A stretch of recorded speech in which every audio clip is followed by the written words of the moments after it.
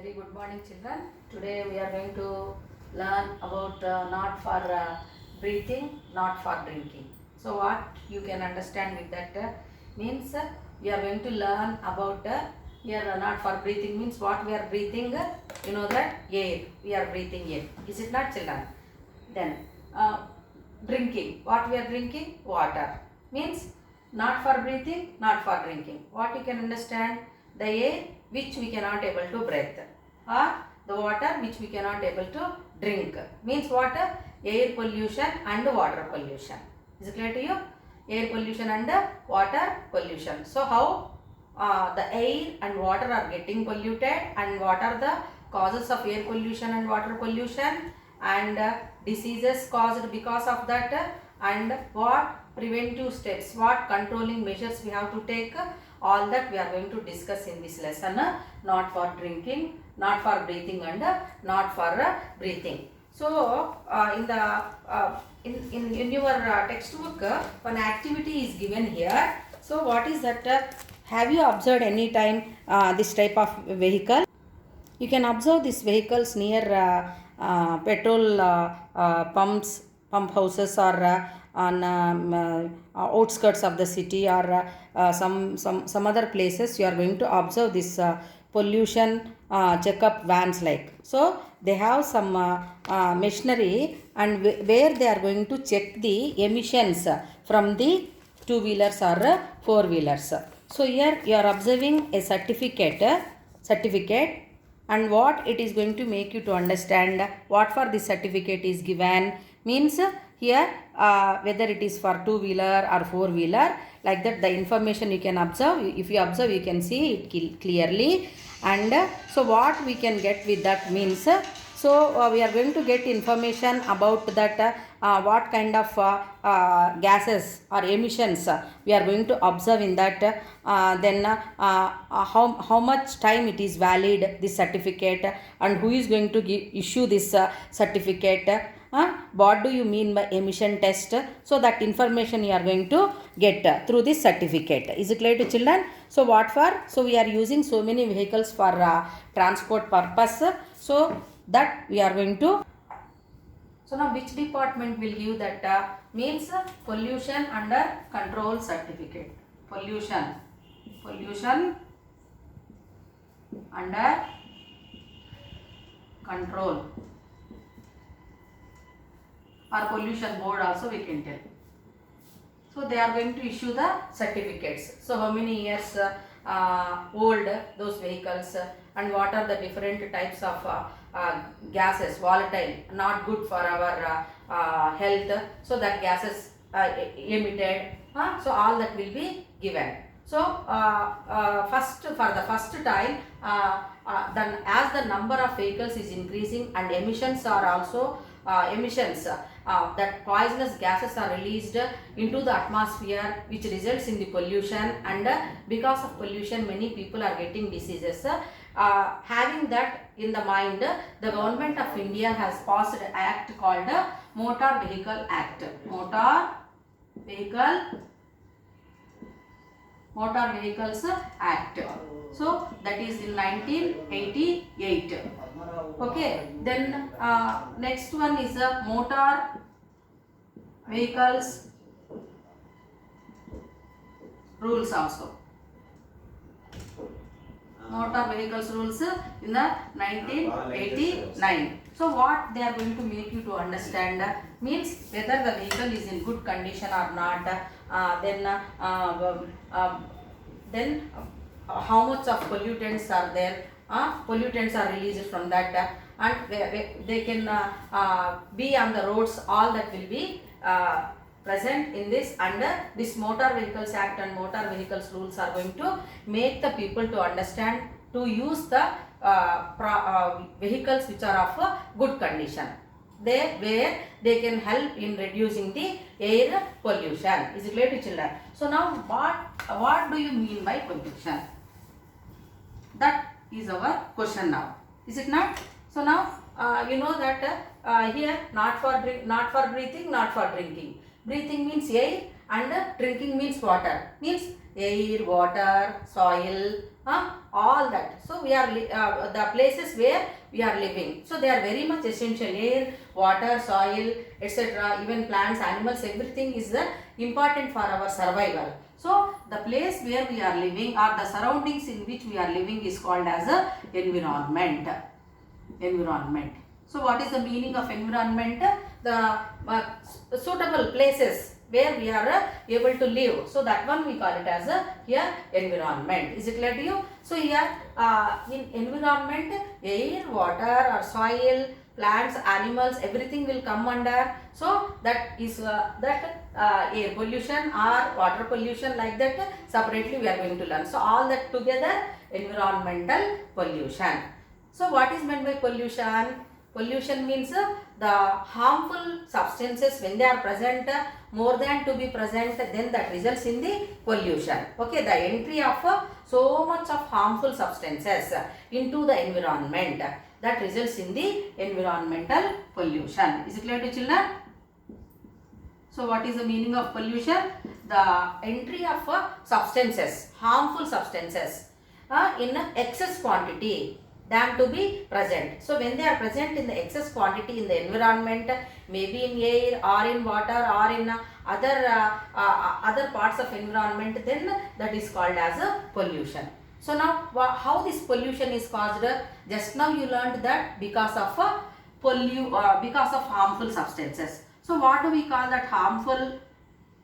Harmful agents. So these harmful agents, when they are present in excess amounts, then that is resulting in pollution. And what do we call these harmful agents which are responsible for pollution? They are called as pollutants. Pollutants. Is it clear to you? So what are pollutants, children? The harmful agents which are responsible for pollution are called as pollutants. Is it clear to you? What do you mean by pollution? Pollution means once the pollutants are present or when they reach the environment and when they are present in the excess quantity, then the nature of that environment is destroyed. So that one we call it as a pollution. Is it clear to you? So now we are going to learn in this class about the air pollution and water pollution. Is it clear to you? To learn or to understand air pollution,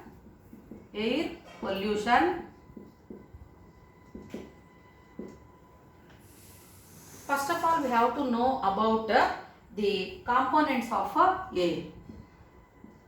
Components of air. You know that in the previous classes you learnt air is said to be a mixture of gases. Is it not?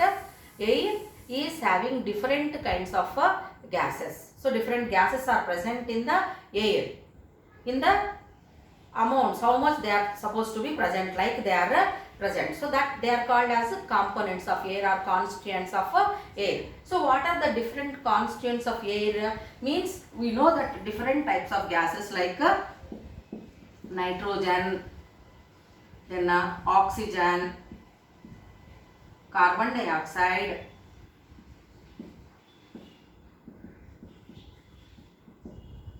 nitrogen, oxygen, carbon dioxide, carbon monoxide,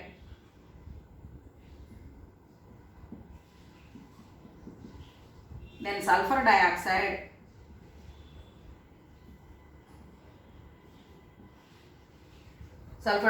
then water vapor, dust particles, then other inert gases like argon, neon, xenon, krypton.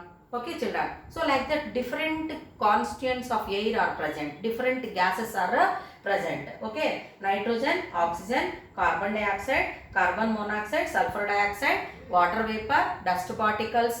Then other volatile substances are also present and inert gases are also present in the air as components. So they are present in the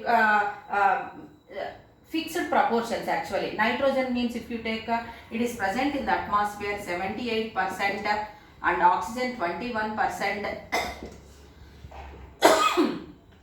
Oxygen 21%, carbon dioxide 0.0 3%. So like that here the gases are present in the different proportions which are said to be in a fixed rate. So here you can see this a picture pie diagram. So what are the different components of gases you can observe? So nitrogen, oxygen, carbon dioxide and other gases are present, and inert gases mainly argon, very lesser, and water vapor it is present. So here in the table what that information is given, how much volume it is present in the atmosphere. So nitrogen, symbol of nitrogen is N2, it is present in the air as a volume that is 78.084%.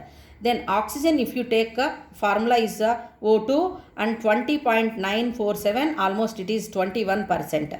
Then argon, it is present AR and symbol is AR and it is present 0.934%. Carbon dioxide 0.033%, it is present. Water vapor H2O 0.22% and argon AR again that is 0.1%. So other trace elements or trace gases are also present. Is it clear to children? So these are all present in the required in the fixed proportions like.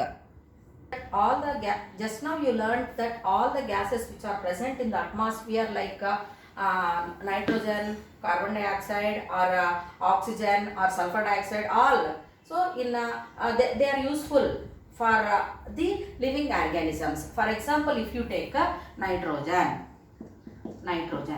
so what for it is present? As you know that the major component of air is said to be nitrogen only, that is 78%. So this 78% of nitrogen, even if it is present in the atmosphere, this nitrogen cannot be taken up by the plants. But the nitrogen is very much essential for all the living organisms. Is it clear to children? So this nitrogen, the plants are going to make use in the form of nitrates or nitrites, salts of nitrogen we call them, and that nitrogen is helping the plants for protein synthesis.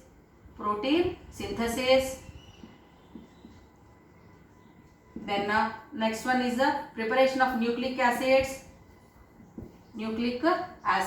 That is DNA and RNA are going to be prepared which carry the genetic material. So that is because of nitrogen. Okay, so that atmospheric nitrogen we are going to make use indirectly, whereas plants they are also going to make use of this indirectly with the help of other kind of living organisms.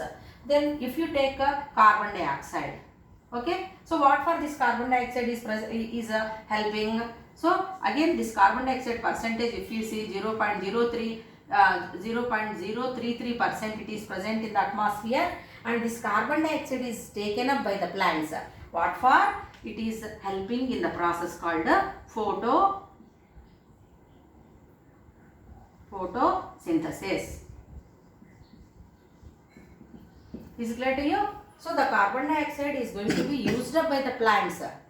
Is it clear to children? Through stomata of the leaves, the carbon dioxide is going to be entering into the plant, and with the help of sunlight, and the plants are going to make use of water whichever is taken up by the roots, and in the leaves the plants are preparing food by the process called photosynthesis in presence of sunlight. So for that purpose carbon dioxide is used up. Then next another important one, that is oxygen.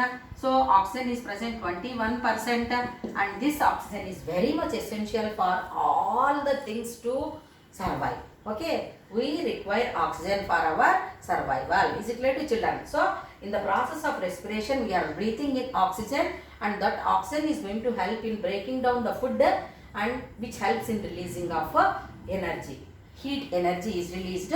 That energy is essential for all the organisms to survive. So in that way the components of air are going to be helping. But what is happening here means sometimes the volume of oxygen is decreasing, or the volume of carbon dioxide is increasing, or other gases are increasing. Then that results in some disturbance in the environment, which we call it as environmental pollution, or that is related to air, so it is called as air pollution. Is it clear to children? Everybody followed? So they are present in their fixed volumes, but because of human activities or some other activities which are happening, natural or man-made causes, so they are resulting in the changes in the constituents of air, then that results in air pollution, whichever is harmful to all the living organisms. So air pollution is caused because of two reasons, children. So that is natural causes of air pollution and man-made causes of air pollution. So here natural causes of air pollution. So how that air is getting naturally polluted? So because of some natural disasters. Natural disasters means what? Like forest fires, then volcanic eruptions, then sandstorms, is it clear to you? Or landslides when they are happening, then that results in the air pollution. Forest fires,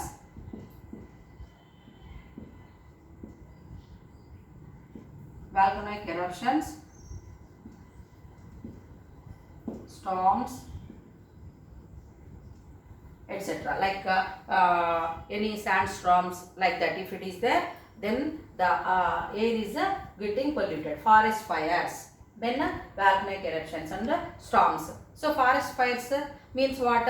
So in some parts of the world, if you observe like in Australia or in other parts of the world, what you are observing means because of that rapid frictional forces whichever is happening in the forest, so the branches of plants when they are rapidly, when they are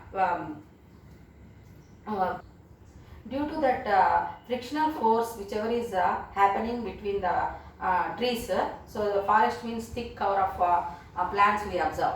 So because of that, what will happen means that flames we are going to observe that results in the burning of that entire forest. So that one we call it as forest fires. So because of that, what will happen means so much of forest area is going to be vanished. Apart from that, so much of smoke, dust particles, they are going to be released into the atmosphere, which results in the air pollution. Then volcanic eruptions also. So that lava and sulfur dioxide, other gases are going to be released into the atmosphere, and so smoke, dust particles, all that will be released because of volcanic eruptions. Then storms. Storms means sand tufans we can say, or any other forms of tufans, that also will be resulting in the natural causes of air pollution. So because of that natural causes of air pollution, what is happening means so much of pollutants are going to be released into the atmosphere, like in the volcanic eruptions or forest fires or decay of organic matter. So death of any plants or animals, they are going to release ammonia, and decay of organic matter under water, it releases methane gas, and even pollen grains, pollen dust. So where more number of plants or plants we observe, so in such places pollen dust will be present. They all will come under natural causes of air pollution, and they are called as pollutants. Then what are the man-made causes of air pollution? Man-made causes of air pollution. So you know that man-made means what? Human beings are responsible. Means we are going to have some like factories or means if we want to survive, we are going to have so many factories or nuclear power stations or any other factories or industries. Then when they are producing products, during that process so much of waste materials or so much of pollutants are going to be released into the atmosphere, which results in air pollution. So what are those human activities here? Burning of fuel, burning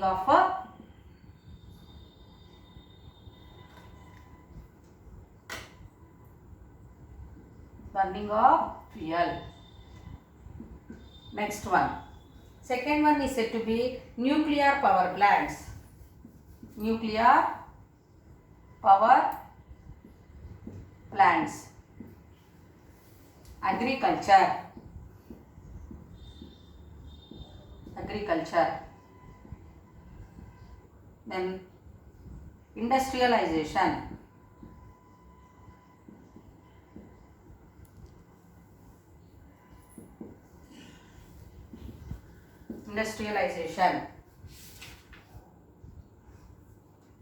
deforestation, very important point, deforestation,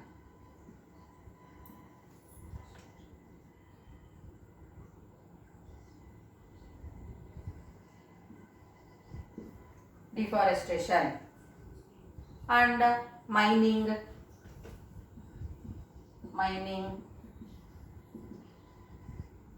then we are using that ACs, refrigerators, so that is the release of chlorofluorocarbons, CFCs. So these are all because of human beings. So burning of fuel. Where do we burn fuel? So we are using so much of vehicles. Is it not, children? So when fuel is used, when fuel is burnt, so much of gases are going to be released. Then nuclear power plants.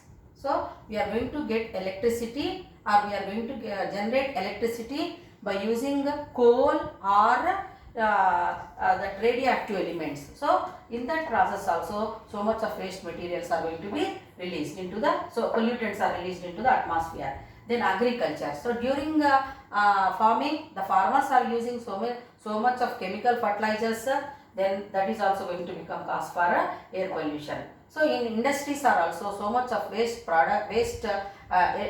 materials which are produced, they are responsible. Then nowadays we are observing the cutting of forests, cutting of plants in our surroundings. You know that what are the uses of forest means? Forests help in maintaining the atmospheric conditions. Means air is kept fresh or pure. That is because of forests. So if plants are not there, that is called deforestation, and that is also cause for air pollution. Mining. So we are going to get different types of ores through mining, and during that process also the pollutants will be released. Then release of chlorofluorocarbons. So in houses, in houses are cold storage bins are there. So in other food industries, we are using so many refrigerators or air conditions. Then they are also going to be releasing so many poisonous gases, which we call them as chlorofluorocarbons, which are responsible for air pollution.